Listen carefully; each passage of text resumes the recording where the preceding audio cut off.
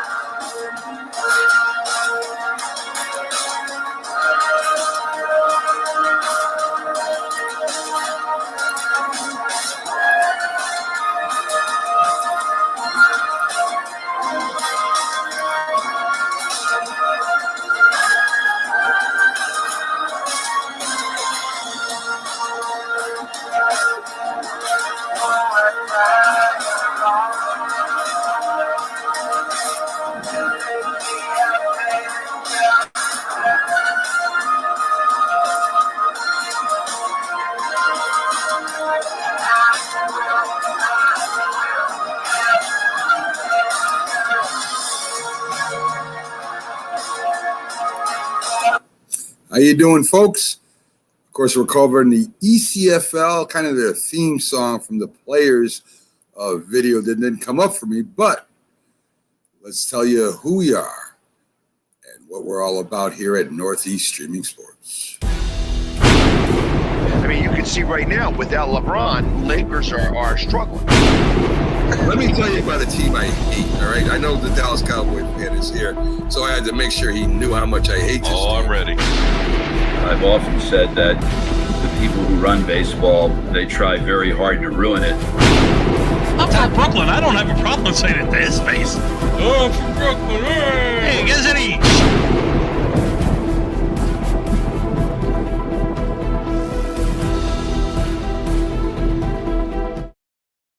Yeah, so good evening and welcome to the Northeast Streaming Sports recap of the East and ECFL, the East Conference Football League. And I'm Mac from the Sports Corner here at Northeast Streaming Sports, also hosting the Mac and Jack Sports Show. So A busy week, right? We had a weekend full of great games from the weekend as we start to finish up the first quarter of the season. Teams started out fast, others kind of getting their chemistry together. And as they push to the halfway point, we have some great guests for you tonight, folks. We have highlights, coverage. We'll do the power rankings, the schedule, scores and stuff like that. A lot of these videos that we play over at Northeast Streaming Sports as we share live come courtesy of Spin Moves 360 and ESN, Eastern Sports Network. They do a great job out there. So if you like watching these things, check out their sites. They have great sites over there, and we're glad to kind of share those games with you. So at 7:15, we'll have Coach Tom Chesky up with Ray Sledge Jr., who will be coming on, one of the players there. We'll also have the Connecticut Mustangs coach with Shaq. Shaq is the GM out there. We'll also have a new coverage of the Silver City Wolves. We'll have the head coach of him up there after the Mustangs. So we got a lot of stuff going on today, and I'm glad you guys joined us today. First, let's go over the power rankings and what they were before the weekend games. You had the Southern New England Admirals at number 1, the Boston Bandits at number 2, the Marble Shamrocks at number 3, the Taunton Gladiators at number 4, the number 5 Southern Maine Raging Bulls, the Connecticut at 6 New Milford Fire, 7 Connecticut Mustangs. We had the Rhode Island Cowboys at number 7, the Mill City Eagles at number 9, at 10 the Granite State Destroyers, 11 the Middleborough Cobras. At number 12 we had the Marshfield Hurricanes. At 13 the Troy City Titans. At 14 the Connecticut Panthers, which they're a very good team also. And at number 15, which is as high as it goes, we had the Brockton Bucks. So that was the rankings before the season started. So let's take a quick look at the scores from the last week's games. We had in a great game. The Hartford Rebels, I watched part of that, won 14-12. The Connecticut Panthers over the Troy City Titans, 12-6. The Marshfield Hurricanes lost to the Boston Bandits, 46-6. The Taunton Gladiators put it on the Brockton Bucks, 46-0. The Southern New England Admirals, they beat the Middleborough Cobras, 56-20. The Southern Maine Raging Bulls over the Mill City Eagles, 43-20. The Marlboro Shamrocks, which was we covered the Connecticut Mustangs primarily on the network right now, with a couple others jumping on board here soon. The Shamrocks beat them 14-7, and this is the third team in the top 10 that the Connecticut Mustangs went up against. They won one and lost to the other two by close scores. And the New Milford, my tongue isn't working today, folks. The New Milford Fire, 44-7 over the Granite State Destroyers. As you know, the week before, the New Milford Fire was ranked number 1. I don't know if that's going to change anything or not with this week's power rankings, but these are very good teams: the Shamrocks, the Fire, the Admirals, and we'll see what happens as far as the upcoming week. So in the schedule for next week, guys, we have the Southern New England Admirals versus the Brockton Bucks in Brockton. We have the Marshfield Hurricanes against the Rhode Island Cowboys, and that's going to be at Cranston-Stebbins Stadium. The Boston Bandits versus the Southern Maine Raging Bulls. That will be in Deering. That'll be at 6 p.m. Just a quick note, the Southern New England Admirals. I keep saying Admirals. Admirals. I should know this. I was in the military before. I don't know why I'm messing up that word. But anyway, they'll be playing Friday night. The rest of these games are happening Saturday, as I'm going over right now. So back to what I was talking about earlier. The Boston Bandits, against the Southern Maine Raging Bulls in Daring. We have the Granite State Destroyers against Mill City Eagles, and that's in Chelmsford. The Troy City Titans versus the Middleborough Cobras at Battis Field. You have the Marlboro Shamrocks, very tough team, against the New Milford Flyer. I think this is going to be an exciting game, folks. You got to check this one out. They'll be playing in New Milford. You have the Connecticut Panthers, who entered, is in the top rankings against the Connecticut Mustangs at Veterans Field. So they're going to be playing home against the Connecticut Mustangs. And then in the East Division, you have the New England Flyers versus the Hartford Rebels, who played a great game last week, even though they lost. The Rhode Island Ravens versus the Northeast Bulls. That's in Glastonbury. The Haverhill Hitmen versus the Green Valley Blackhawks. That's in Killingly. The Silver City Wolves will be talking to their head coach today against the Connecticut Brawler. That'll be at Falcon Field. And you'll have the Golden Badgers versus the Connecticut Tar Heels, another team that we cover a lot. And that will be early. It will be at 5:30. The Silver City Wolves playing at 2. So 2 o'clock for the Silver City Wolves. So they'll be going off pretty early, guys. So be ready. We'll have as many games streaming here at Northeast Streaming Sports as we can for you. So a lot of great games are coming up. A lot of teams near the top will be playing each other. And it's going to be some good football. As I said, some teams have it together already. They're already playing really well. It seems like they got the chemistry together. But right now, some teams are still working on their chemistry. As you know, defense starts out a lot faster than offense, guys, right? You got to be aggressive. There's not as many plays to learn. Offense is all about execution. And that's the tough thing about running a good offense. So it takes a lot of work to get the offensives going. Some have a jump, some don't.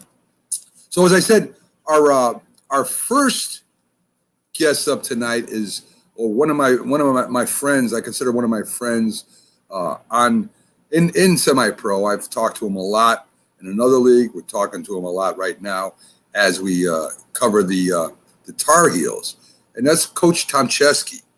Very good coach. Players love him. They work hard for him. So let me. I know we got one of his players. I think his Ray is also with us. I think he's not only a player. I think he's the owner too. So that's gonna be great to have somebody playing and also owning the team, which is excellent. I mean, that brings me back to the old days of football as it used to be. So anyway, the Connecticut Tar Heels. We'll be talking to Coach Tom Chesky right here in a second. In fact, what the heck? Let me bring him up now. See what's going on. How you doing, Coach? I'm doing good. How are you? Not too bad. I got Ray back there. He's kind of off camera and off mic right now. In fact, I think he just popped in. So it's going to be great having not only your place kicker and punter and offensive lineman. He owns the show. This is like back to the old days when George Papa Hallis, right? He owned the team. He managed it. He coached it. And he played defensive end. I love it. So let's bring up Ray also. How you doing today, Ray? Hey, what's up, guys? Not too much. How about yourself? I'm good. I'm doing good. Okay, great, man. So I've had Coach on in the other league. We've had him on the past couple of weeks here with some players, and the players seem to love him, Coach. I mean, I love Coach Ray. I mean, they play really hard for him. There's a lot of connection with him. So you guys have jumped out to a 2-0 start. I mean, the whole team looks like it's playing really well, especially your defense and special teams are scoring for you.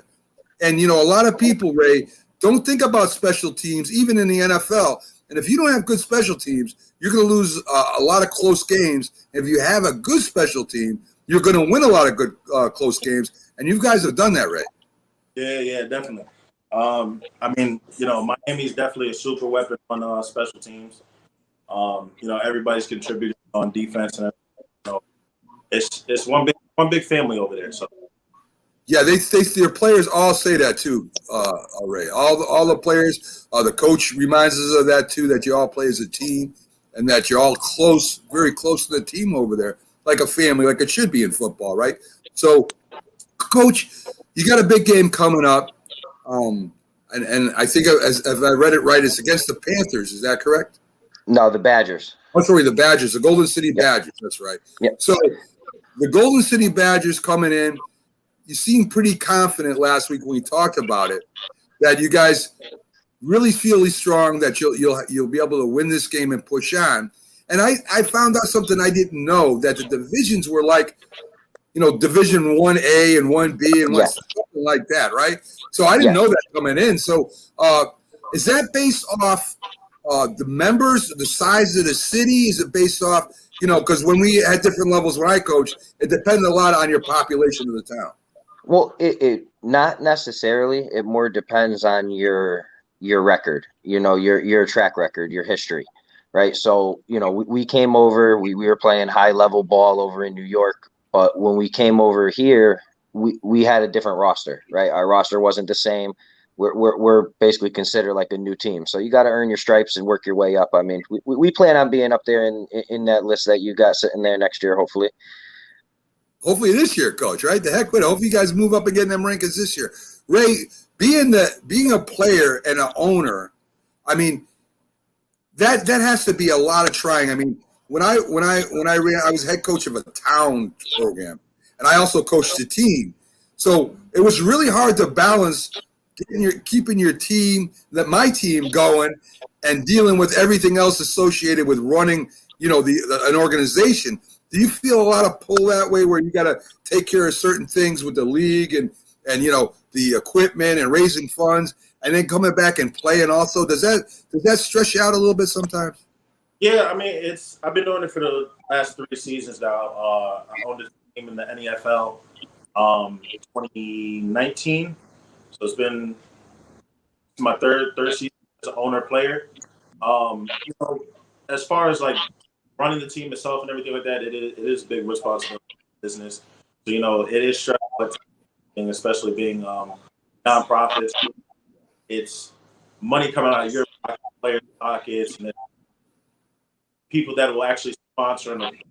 So it's like, you go out, tell a football team, and they're like, oh, is it kids? If it's kids, they want to dish out money all the time. Then when it's adults, kind of, so it's like, it is a stressful thing with that. But then it's like game day, it's all different. A player on game day, so it's just game mode right then and there. I can imagine. And I've been going around to the different communities around the football team. You're right. I mean, I'm kind of trying to get some kind of advertisement and sponsorship for certain members of the teams, and it's like, do we have semi-pro? What is it about? And I tell them it's nonprofit. And you're right, it is hard to get them to come on board. If it was youth, that's where I was a coach of a town, it was very easy to get funds for the kids. So you're 100% right, Ray. You're 100% right on that. So what do you do, Ray, in the community? What do you guys try to do to bring in that sponsorship to help you guys out? Well, we're kind of, we bounce around the field right now. Like, I had a field set a couple years ago and everything. That worked out great and stuff like that. But then another team was also in that area trying to schedule games at that same field with the other team. It was kind of hectic. We're bouncing around trying to find a field and everything like that. So it's not like a specific town. It was basically, all around Connecticut. I'll go out to play a sponsor that's a hearing aid company out in Jersey, but they have in Connecticut and everything. So my dad is a veteran, so he has partial hearing loss and everything. So I spoke to them, and they were all about it, and they said, here's a check, gave us some money and everything like that.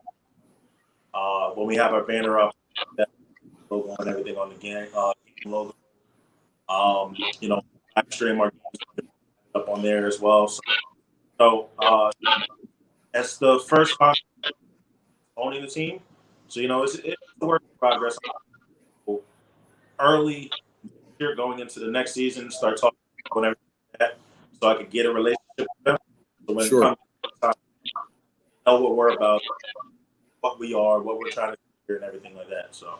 Okay, Craig. I mean, I know it's a hustle. It sure is. It's a hustle, and it's not easy. I know that, especially as you said, if it's not kids, they'll give anything to kids. Now, Coach, Ray can't. He's having problems punting, right? He can't kick the ball right. He's the owner of the team. So you come to him and you say, "Hey, listen, Ray, you keep that up, man. We got to replace you. Can you do that?" That's a question. Absolutely. Ray knows when he's a player, he's a player. When he's an owner, he's an owner. They're two separate jobs. And Ray can tell you, I've put people in for him before. That's beautiful.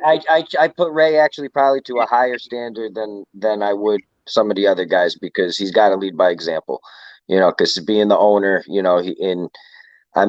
practice special teams every day. A lot of, like you said, a lot of teams don't really pay attention to special teams. Well, we practice special teams every day. And, we practice our kicking, we practice our punting, we practice our extra point. We practice everything. And we try to keep everybody going, and everybody's important, because at the end of the day, you might win a game by a kick. So, sure. Oh, heck yeah. Our last game, we kicked an onside kick right off the bat. Nobody even expected it. We just snuck it in there. Like, things like that, you got to practice those things. You can't just, show up and try to do them. So, we're still working out our kinks. Like you said, it's early in the season, but we've had our 2 weeks off, and we're chomping at the bit to get to work. Like, we just want to get to play. I can imagine, Coach. I can imagine. So, is there anything else that you're thinking about adding, or are you going to stay right now and try to get everything set? You're running your defense, whatever your defense is, your offense, whatever approach you're taking. I know you may switch up game to game, and your special teams, like I said, to me, from any team I've watched, and I've watched them all, you guys got outstanding special teams. So is there anything that you're adding as you go along? Are you going to make sure that, the first quarter, there's an old saying in football, right? You want to finish, you take each quarter, right? If you play 16 games, 4-4-4, and you have a projected where you want to be as a coach, you don't tell the players that. You want them to win every game. But in your mind, you want a certain level you want to be at. So as you go along, you're into your third game now, getting close to the quarter season. Is there anything new that you guys are thinking about adding, or are you just going to try and work on what you have right now and get it better? And I'll tell you the same thing I tell the guys. Like, when you perfect what I've given you, the playbook is endless. Right. So, do we install new stuff every week? Yeah, we'll install a little bit, something new, depending on who we're going against, what we like for matchups.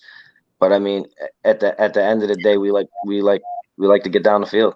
I like to run it, an air raid, and I like to get down the field. So, and the guys know it, and they love it. And if it's not working, then we hit the underneath stuff, and then we run the ball, and we do what we got to do. But the guys know I'm a big play guy, and I like to go deep. So, but there's some tricks up the sleeve that we haven't put in. There's some expansions on the playbook we haven't put in yet, but like I said, we need to perfect what we're doing now, and when we perfect that, then we add some more.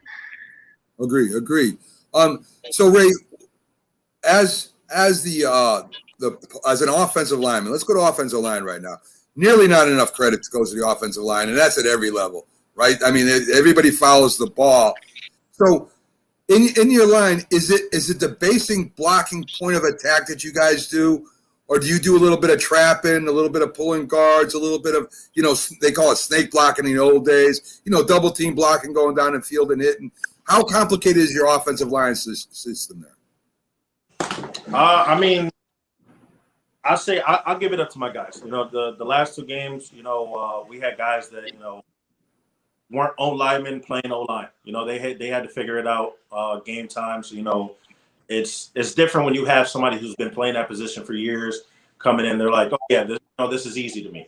It's just like, taking a pencil out and a piece of paper, ABCs. They know what it is. So it's different from somebody, played, defensive line, or has been, sitting on the couch or something else, hasn't played football, like that, and then comes in to play offensive line. They have to learn everything right then and then, either practice or game day. And sometimes you'll miss their, you'll either have a coach, player getting into their head, or they're beating up on themselves. But I got to give it up to the guys that we have had out there the last 2 weeks.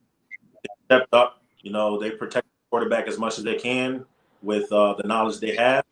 They protected the running backs as much as they can. So, but we do have some other guys that are coming in that play the offensive line and everything like that. So we should be putting up more what we've been putting up on the board, I think. So I hear you, Ray. So really, I mean, so then basically what you're saying is they got to know the blocking basics, right? To come in, get underneath the guy, try to move him from one way to another, drive him, the basic things. So do you think you'll get to a point sometime during the season, and coercion on the offensive line is the most important thing on offense? I don't care who you got running. I don't care who your quarterback is. If that offensive line works as a unit, you're almost unbeatable. So, I mean, is there any – I know you're saying you're just popping guys in right now and trying to keep everything, going, and they're doing the best they can. Is there come a point during the season where you and coach will say, hey, listen, maybe we got to start teaching a little double team blocking and get to the second level, or maybe we want to trap this guy, something like that on a run that could break one bit. We're there. We're already there, Mac. Okay, all right. Ray doesn't want to cut me off and tell my secrets, but yeah, no, we're already there. But we're a majority zone blocking team. We like to zone block. We like to double on the big nose if there's a big nose, sure, and work our way up. But like Ray said, we're popping a lot of guys in, so there's a lot of guys looking to their left, looking to the right. Okay, who do I got? That type of thing. But sure. They're all working hard, and like Ray said, we got a couple guys that we've just been waiting for them to clear, and they were just waiting for the 4th of July, and then they're with us, so we're good to go. Beautiful. That's good news, Coach. Good news, Ray. One other thing for you guys. In being, we talked about different divisions and what class you are and all that nonsense. Do they put you up against teams that are in your class or your thing, or does it matter? Are you going to go up against the Mustangs? Are you going to go up against the Shamrocks? I mean, are these teams you're going to see, or do you got to wait till the end of the year? No, we won't see them until we move up. I mean, it is what it is. There's people that have, those big egos like, oh, I'm a triple A baller, you playing in. Yeah. I mean, it is what it is. You got guys that, teams and stuff like that are up in AAA division that aren't winning any. So they could probably come down, might beat them. Right. I'm not saying we won't, but it is what it is. Started off single leg going into this league. We can't play like Coach Matt. But we'll be back, get boys and everything up. I mean, from what I saw, you guys look like a very competitive team. And, I don't know the difference between, say, the admirals. I don't know. I was in the military. I can't say admirals. I don't know what's wrong with me today. But, I watched them play. They got a good team. Fire's got a good team. I've watched the Shamrocks. Got a good team. But, I don't see – I always thought coaching anyway, guys. I always want to play somebody better anyway. That's the only way I get better. You know what I mean? You don't get better by playing people worse or as good as you. So when I scrimmaged before the year, I got the biggest divisions, biggest schools I went up against them. And then when it came schedule time, it was you could see the difference. Let's put it that way. So do you guys scrimmage during the year at all? I mean, do you guys before the year, during the season at any times, if you guys got breaks, do you scrimmage other teams or you guys stay right in house? So this season we didn't, just because we were last minute the ECFL. We pretty much put the team together and so, we had a lot less time to go over everything and, get everybody in the position they're supposed to be in. So, it's we did want to scrimmage something like that, but also with Coach Matt actually coaches this Connecticut Falcons here in the NFL. So they were in between, the end of their season, right when they were starting to get everything ready for this season and everything. So the last league we were in start until July 30th. So, we were set on that. So we would have had our, preseason games and everything like that. We did a team last year as our first year, play ball and everything. And then, the big name team and everything like that. It's the Hudson Valley Mountaineers. They came in there fully squatted up. Guys have been playing AAA ball for X amount of years and everything like that, and they beat us as a new team. We had our few players that there and expected us to, blow them out. Yeah, we have all this talent, but talent's not. Guys are just their heads are out here. Sure.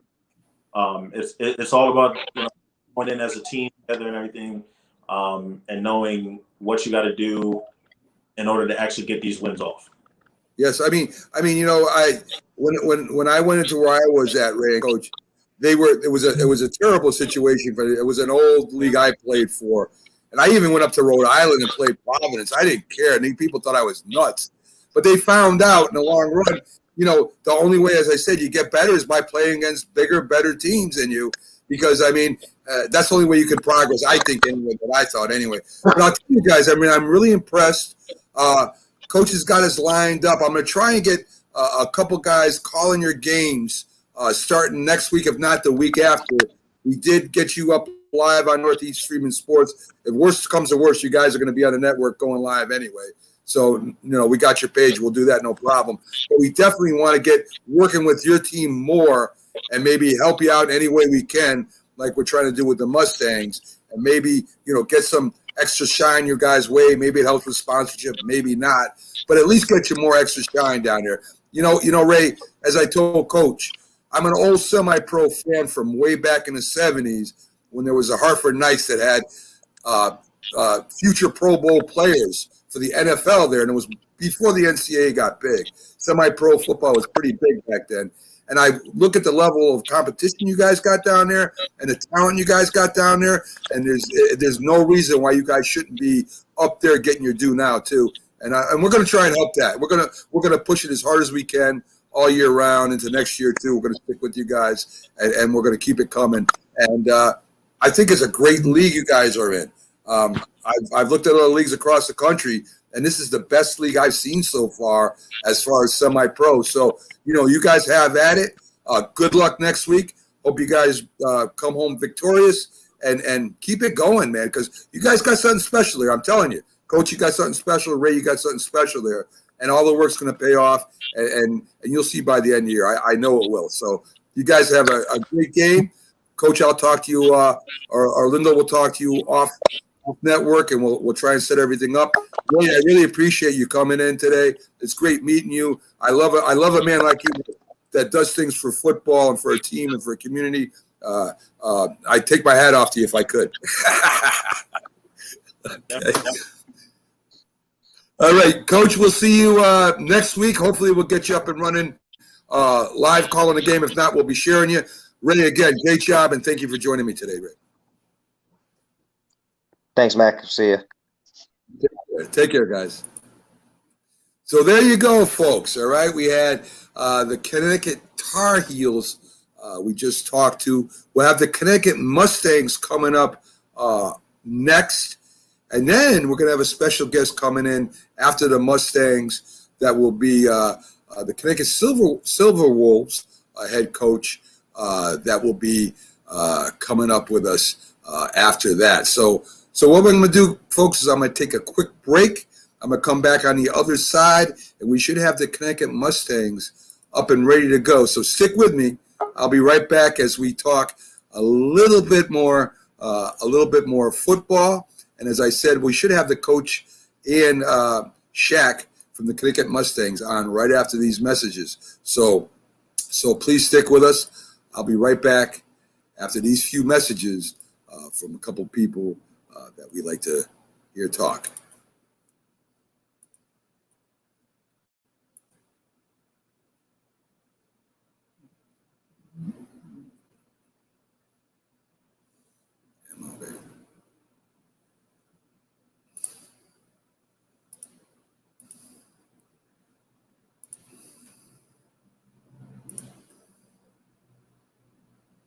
If you served honorably in our nation's armed forces and you're looking for a way to continue serving your fellow veterans in your community, then join AMVETS. Each year, AMVETS members volunteer millions of hours at VA healthcare facilities from coast to coast, helping to improve the lives of their fellow veterans through the VA Voluntary Services Program. AMVETS posts and departments also participate in a wide variety of community service projects, ranging from Americanism in our schools to supporting the Special Olympics and Boy Scouts of America. If you no longer wear the uniform today, you can still serve through the AMVETS by joining today at amvets.org. I mean, you can see right now, without LeBron, Lakers are struggling. Let me tell you about a team I hate, all right? I know the Dallas Cowboy fan is here, so I had to make sure he knew how much I hate this team. I'm ready. I've often said that the people who run baseball, they try very hard to ruin it. I'm from Brooklyn. I don't have a problem saying it to his face. Oh, I'm from Brooklyn. Hey, get any.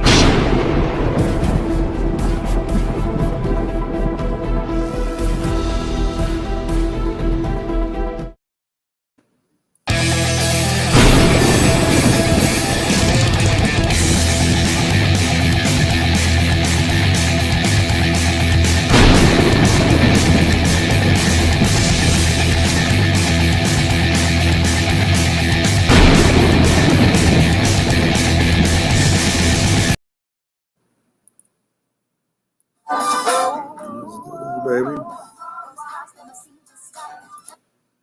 Let's do it. Here.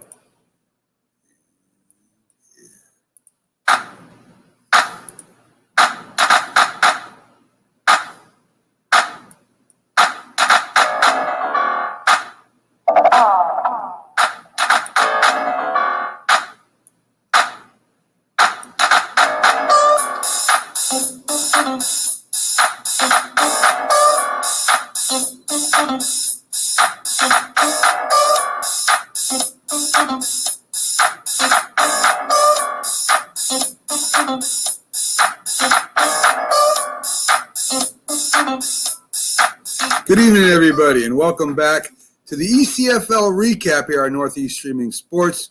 We just had on the Connecticut Tar Heels with the coach and the owner, Coach Tom Chesky, and we also had the owner, Ray, on, who also plays kicker, punter, and offensive lineman. And I thought it was interesting because if he messes up in a game, I mean, can the coach go over to the owner and tell him, "That's it, guys, sit on the bench. We don't need you anymore." So I think that's pretty interesting.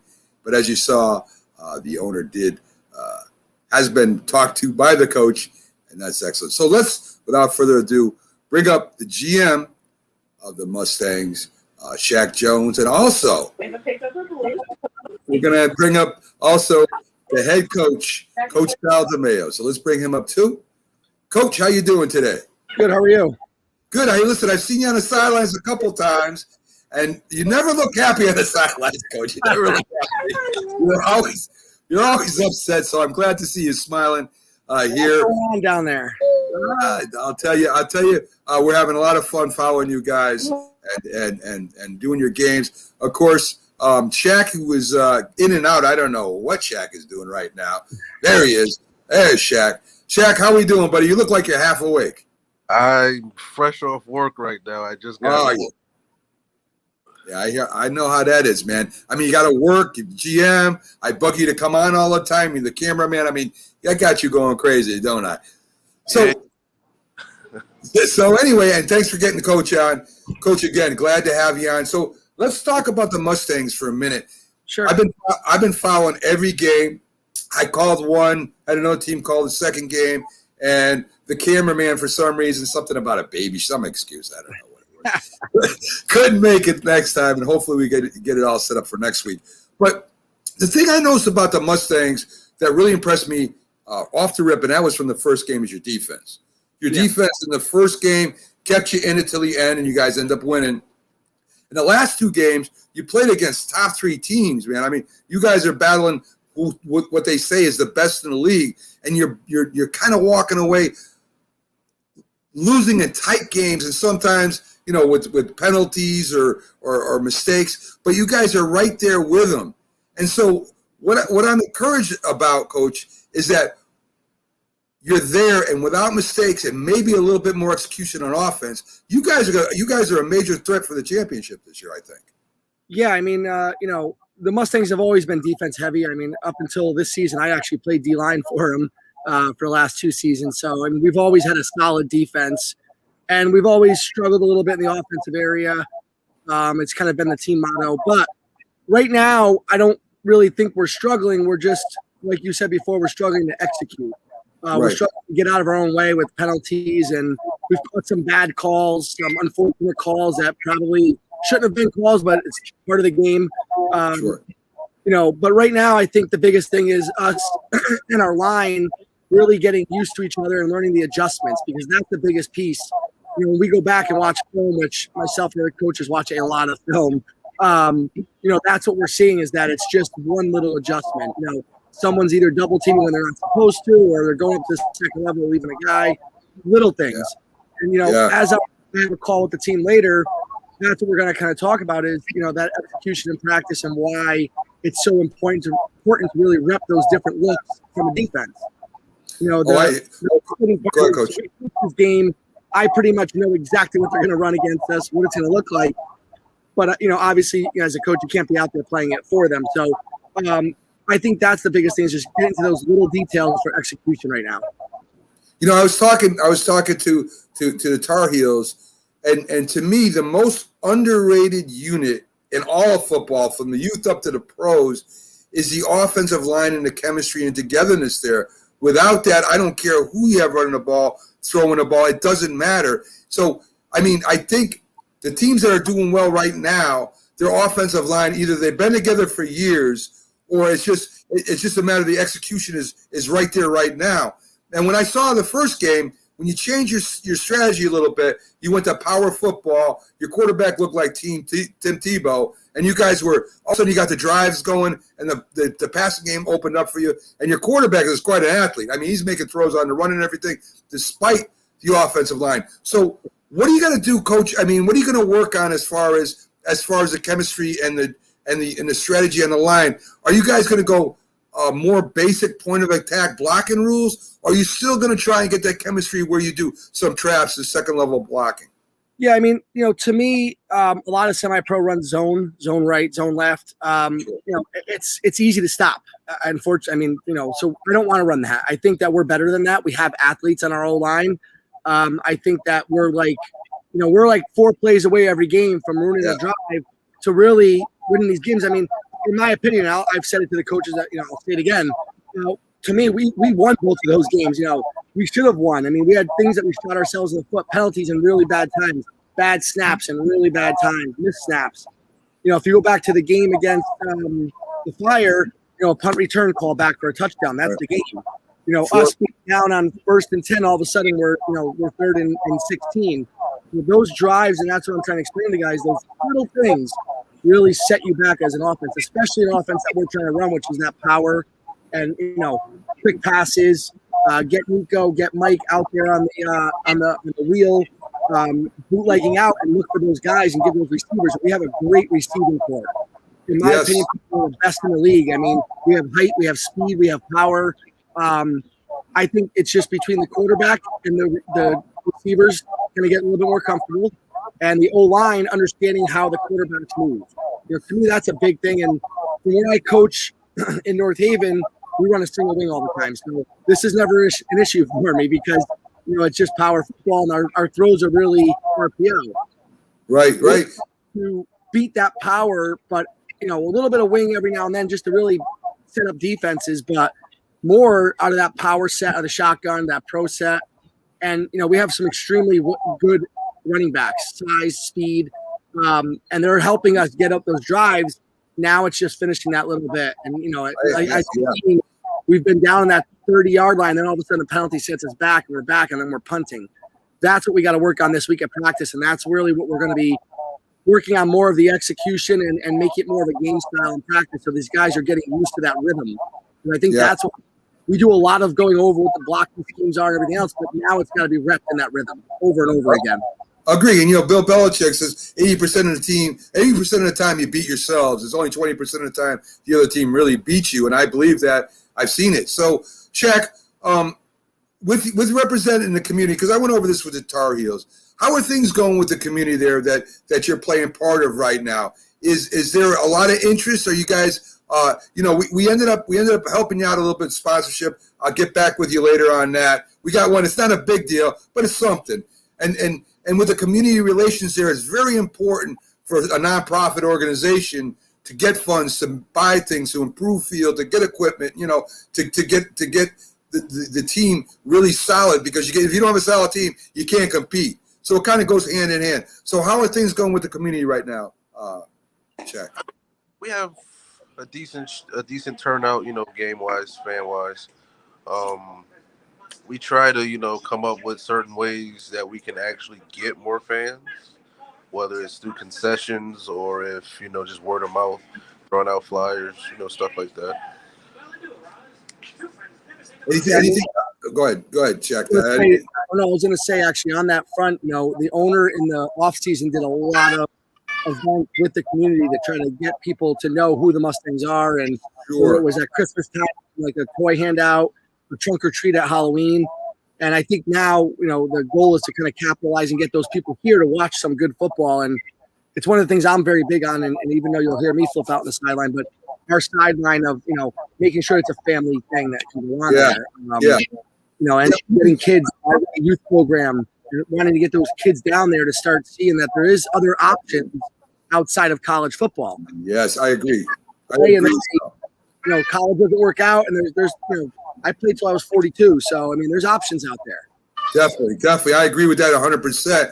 And me and Shaq talked a little bit about his other team, where he actually started doing appearances at certain clubs with the players and stuff like that. Which I think, as I said, when I was down at the youth leagues, very important to get out there and do some certain things. So that's great. I'm glad that he's doing all that. And I think, Coach, that there's a thing about another part of the game that is very important to football, and that's the special teams, right? If you have good special teams, you got a good punter, a good kickoff, a good return, a guy that can make that field goal when you need it. How much do you guys do with the special teams during practice? So we usually dedicate about 40 minutes. Practice at semi-pro is always tough because, you get a few hours, guys are working. So you try to maximize that time as much as possible. And unfortunately, kind of like at the youth level, special teams always takes a little bit of a hit. This week we did implement a new kick return, which, you saw for the first kickoff, instead of us getting the ball 20, 25, we're at the 40 or 38, I think. That's a big difference. Starting that 20 yards up, that's our goal, is to always get around that 40-yard line. So this week at practice, and unfortunately last week we lost the practice due to thunderstorms. So, we were down to one, which the other thing we're going to do that practice is spend a lot of time on special teams.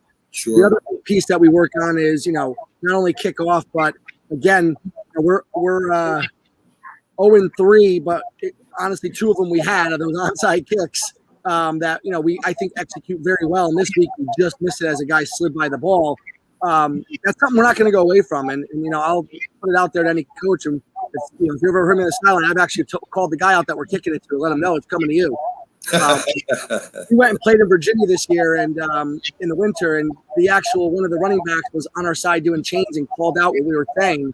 So we actually let him know. We let him know it was coming right to him, and we recovered it twice, 2 times in a row. So, it's a big thing for me. I was a kicker in high school, in a little bit in college. So it's a big thing for me about with special teams. I also kicked in semi-pro for a bunch of times. I did our kickoffs, last year. So special teams are always huge to me. And I think that, we're improving, but there's still a lot of work we can do. Our punt returns always pretty good. We have great athletes out there. It's really what we have to work on now is the kick return and kick off of just a few different tweaks of different styles when they're showing something different, or you don't want to go deep or you want to go shallow. I think we got to work on that a little bit and tighten it up. So Shaq and Coach, you guys are going up against the Panthers this week, if I'm not mistaken. Correct.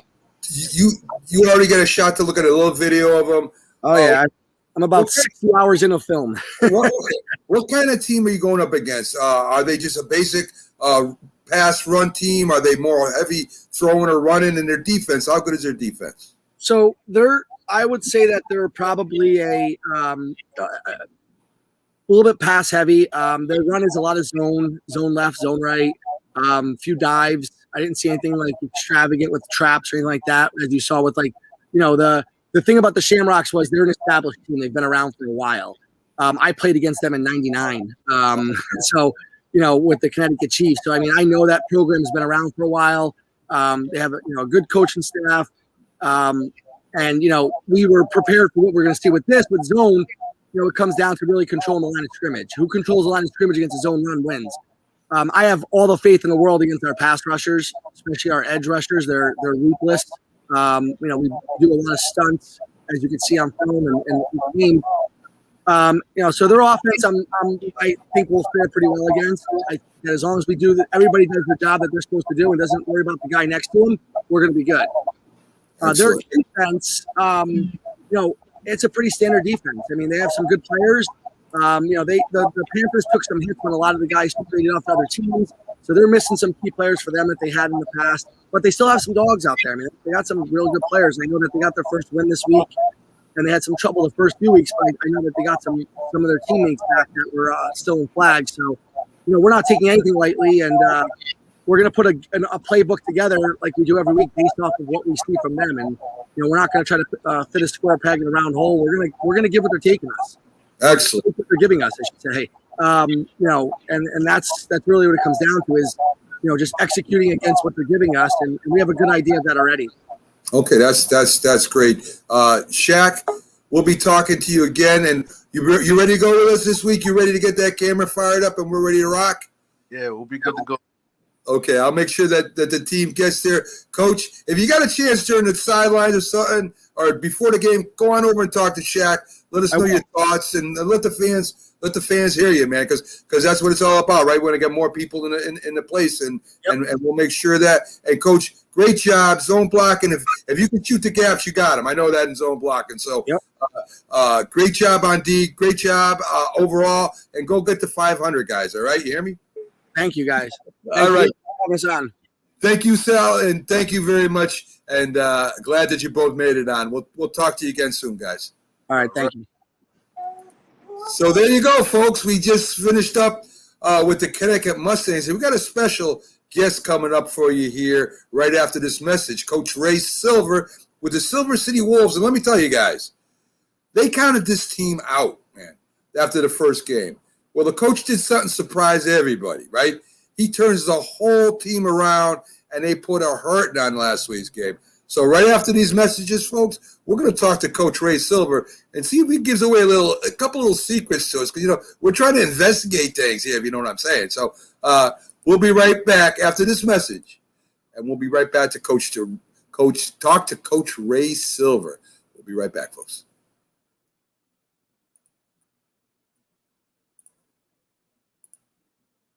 If you talk and they will hear you every single time.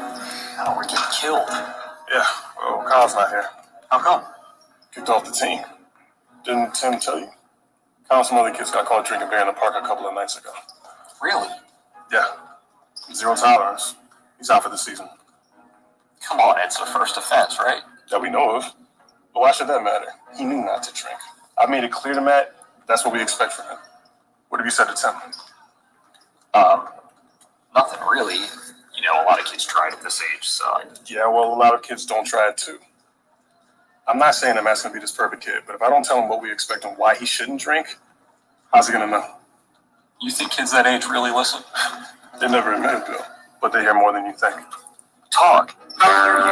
For more information about talking with kids about underage drinking, visit underagedrinking.samhsa.gov.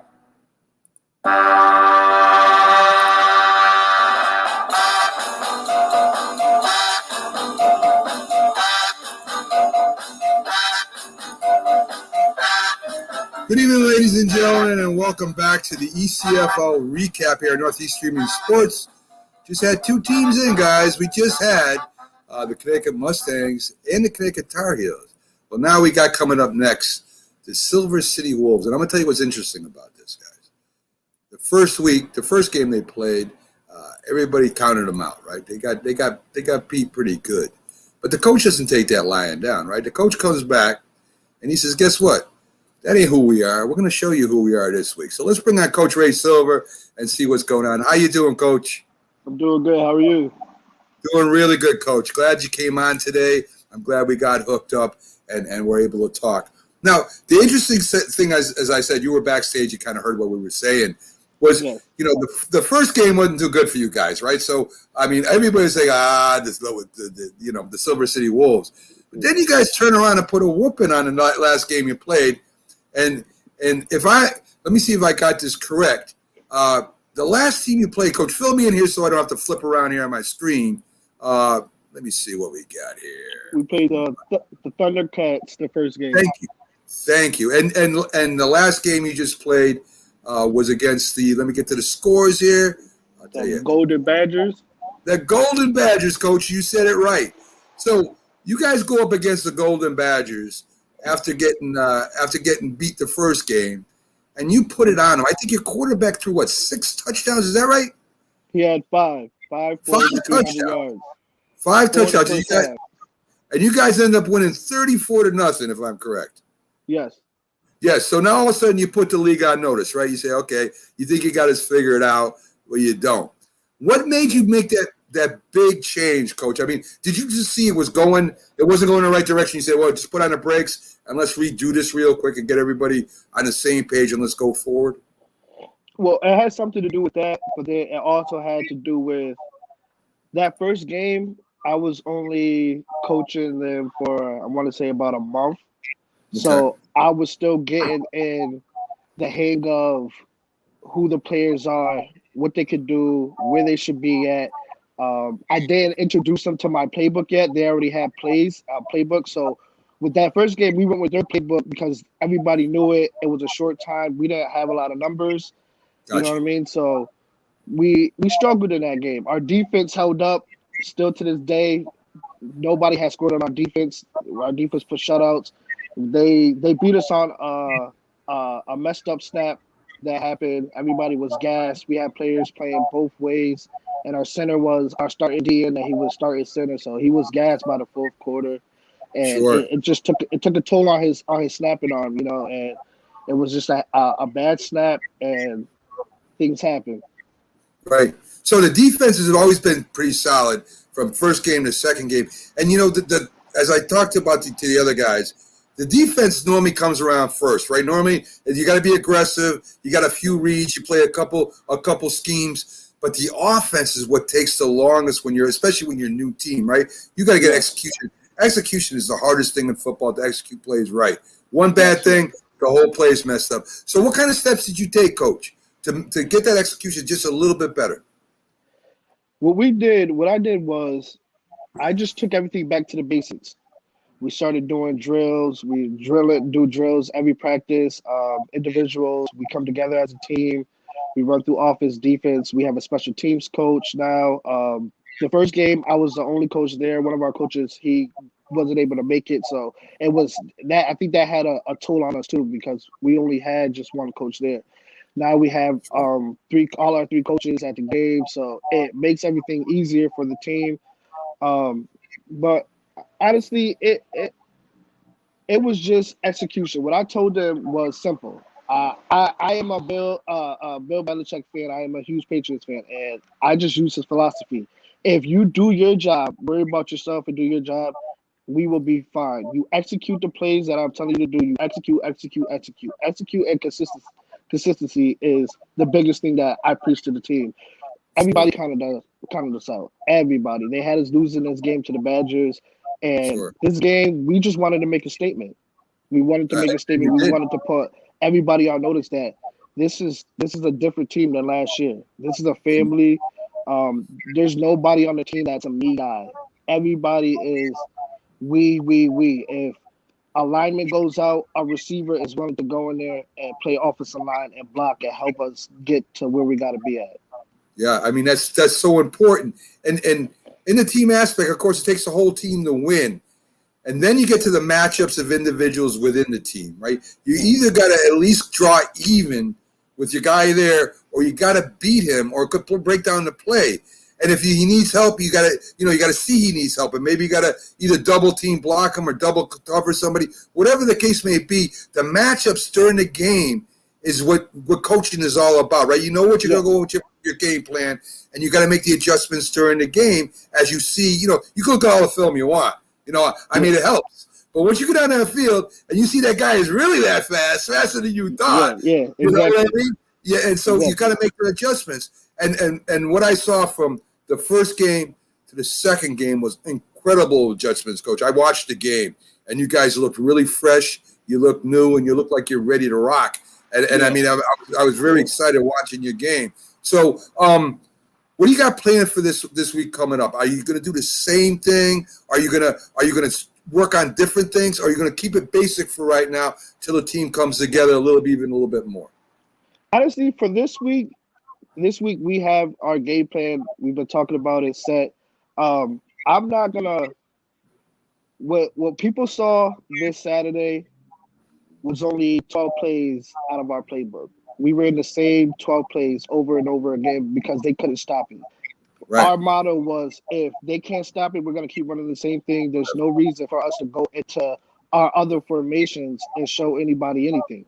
Sure. So what we did was we stayed in spread, and we ran iPro a few times, but we stayed in spread the whole game, and we ran spread. I feel like we did good. We did great. I'm very, very, very proud of my guys. I love my guys. I love my team. I really want to tell I want people to know that our offensive line is probably the biggest thing that we work on, because we know as a team, without our big boys up front, there's no nothing. There's no nothing. And I feel like people can see the difference in what our offensive line looked from the first game to this game, and how our quarterback had so much room back there. He was able to step into his throws, and that's what led to him having over 300 yards within the first half. Yes. And the most underrated unit on any team, I don't care from youth to the pros, is the offensive line. Oh, and of course. The chemistry you got. If them guys get it together and work as one mind, you're unbeatable. Yeah. So, yeah, I mean, I honestly, like I tell my guys, well, the way we played on Saturday, if we play like that every game, consistency, the energy, we keep it up all 4 quarters, there's nobody in this league that can stop us. You have to execute. You execute, you do your job. Yeah. Don't make mistakes. Don't make them big mistakes. We don't need silly mistakes. We don't need you to go to somebody else's zone. If you're in a zone, stay in your spot. Worry about your job. Do your job. Everything else will go the way it's supposed to be. Definitely. So, Coach, how is going with the community with you guys too? Because I know I talked to the other coaches about it. Being semi-pro and nonprofit, you need all the support from the community you can get. How are things going right now with community relations out there? Honestly, I'm not too really sure. Our owner, Michael Johnson, he plays. He's our owner/player also. Right. He handles all that, the charity and stuff like that. I just started on, so I'm gonna start getting more implemented with it. But I know we have a charity game coming up soon. Coming up in a few weeks and stuff. So we try to do some stuff for the community. So nice little charity game for the community. There you go. So the Connecticut Brawler, what kind of team are they, Coach? Are they run heavy, pass heavy? I mean, I know a lot of people love to pass today. I don't know why, because if I had a good running game, I'd shove it down anybody's throat. But passing, of course, is effective if you got good receivers and a good quarterback, and your offensive line can handle it. But the Connecticut Brawler, what kind of team are you going up against this week, Coach?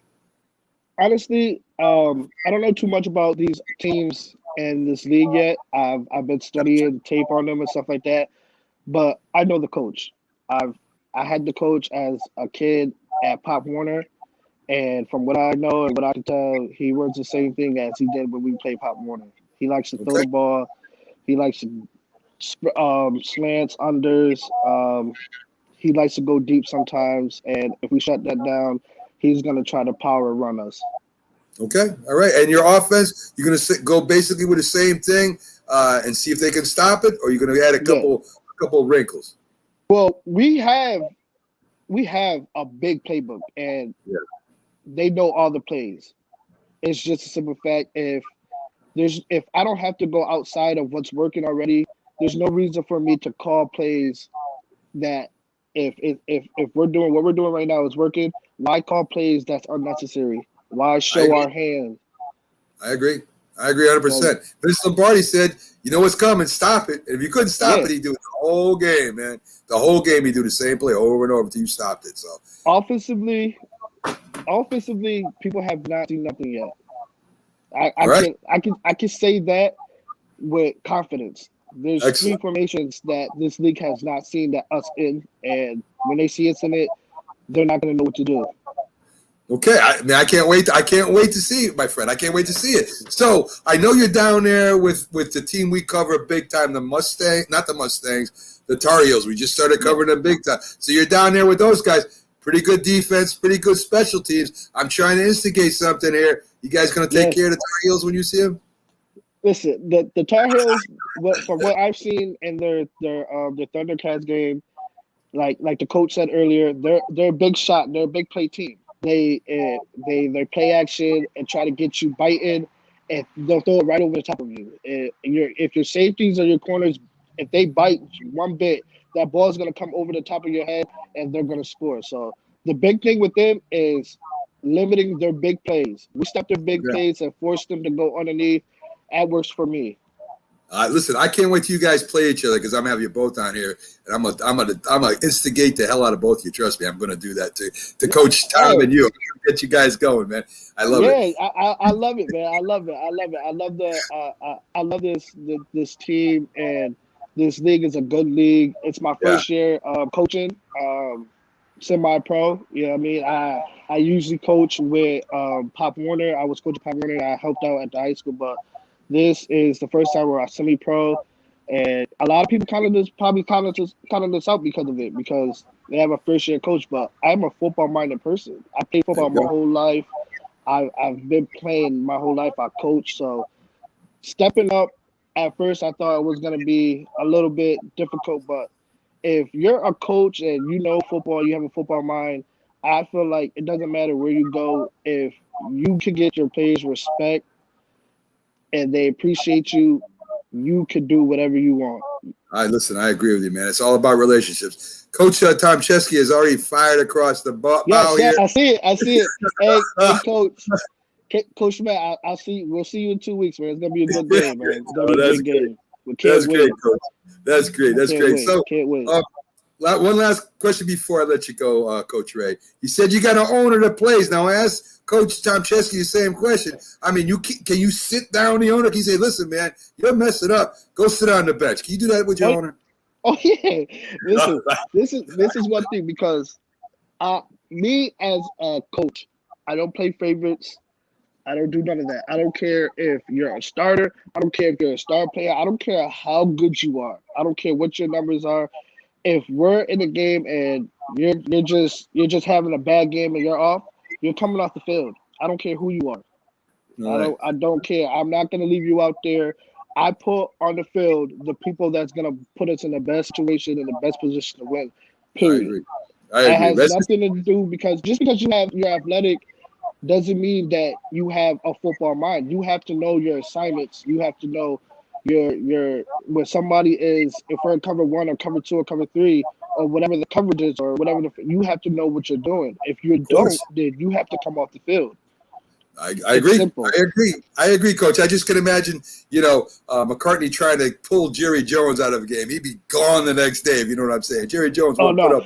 See, our coach, and he says it at practice when I'm like I'm yelling or something like that, and I tell people, like, listen, I don't care who you are, you'll come, I'll pull you out the game. I said, I don't care if you're the owner, if you're whatever. And he'll say, I'll look to him like, I'm sorry to put you in there, but I got to let him know. He said, no, call me out too. You call me out too, because there's no favorites. We're a family, and we play for each other. We're not a selfish team. As you can see in the game, I took our starting quarterback out. We put our second string quarterback out. We let our second string running backs and third string running backs and everybody get in there. Second string receivers. We let everybody get in there. Third string receivers. We're not a selfish team. That's great. That's great. And you got to have respect to the whole team. You need that, or you can't coach for sure.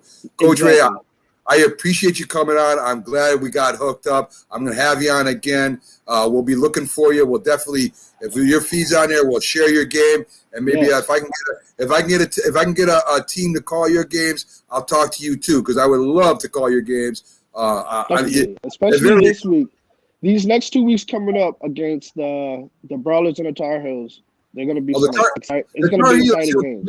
You'll be live with the Tar Heels because we'll be broadcasting them live too. So we're gonna get this going. We're gonna bring some shine on you guys. So the one thing my team wants everybody to know is we're coming.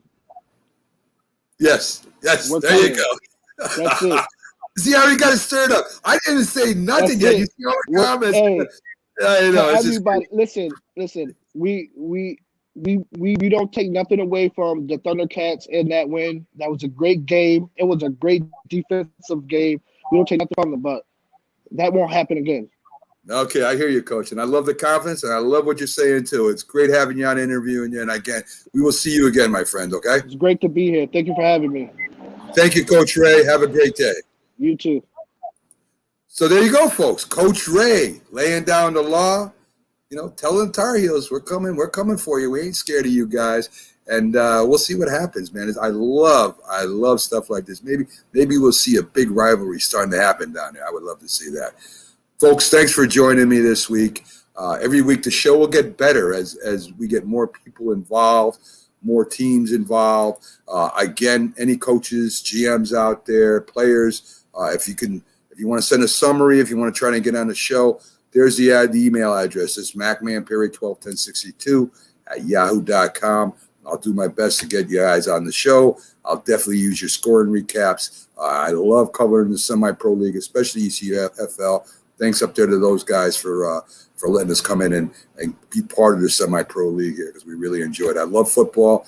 I love covering your games, and I love doing this recap.